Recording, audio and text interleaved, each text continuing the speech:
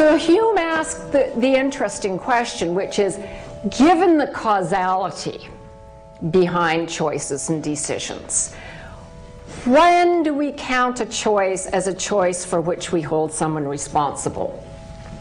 And his very interesting insight was that those that we call voluntary are by and large going to have different causes than those we call non-voluntary. And probably something like that is right, and I'm going to talk more about that. And to do that, I want to begin with a case study. What you're looking at is a scan of a man with a very large tumor. And in the middle one, you can see it really very well. In C, you can see it's as though it was the skull is cut, and you're looking down, and you can see this very large tumor. Now, this was an interesting case because this was a man who was about 40 years old, was married for the second time very happily, and one day his stepdaughter explained to her mother that her stepfather had molested her. The police were, of course, instantly called. The police came and found a rather recently acquired trove of child pornography. He was, of course, carted off, and he was given the choice either of going into a 12-step program or of going to jail. And of course, he took the 12-step program, where he did really quite poorly. He seemed to get worse and worse. He would try to pinch the nurses and fondle people, other clients.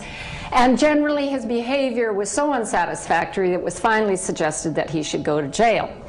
On the evening that he was meant to leave, he complained of a headache, and it was noticed that his gait was very unsteady. He was scanned, and the tumor was found. So the tumor was removed. The pedophilia disappeared completely, and he no longer had an interest in child pornography. After a period of about 8 months, he began to notice that once again he was interested in getting child pornography from the internet. And so he was rescanned, the tumor had regrown. They once again removed it, and so far he is fine. Now, one of the things that's interesting about this, I mean, there are many things about this story that are interesting, but one of them is this. Given the abnormality of the situation and the fact that the tumor invaded structures in the brain, the hypothalamus, which we know to regulate such things as sexual behavior, it isn't surprising that he behaved in an abnormal way. But surely we wouldn't want to say the following, that his behavior his sexual behavior with the tumor was caused, while his sexual behavior without the tumor was uncaused free choice. It's all caused. Why then, and I think this is a very deep and important question to which there are good answers, but why then do we say that in the case where he has the tumor, we don't hold him responsible? Now, in answering that, I want to explore a little bit more closely Hume's insight that when we do not hold someone responsible, there's got to be something fundamentally different about their brains than when we do.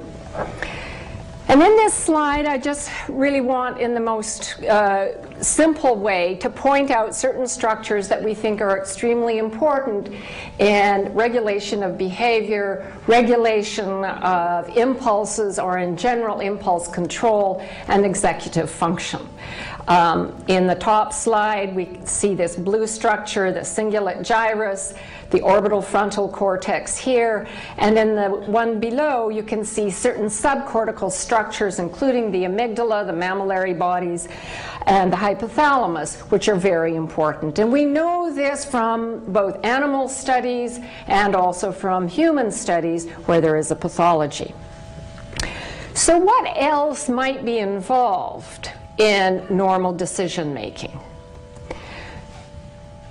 I showed you in the last slide orbital frontal cortex, and what you're looking at in this slide is a scan of a person who had orbital frontal damage. And you'll see, if you look at the middle panel, you're looking at the side, and you can see that bilaterally there's orbital frontal damage.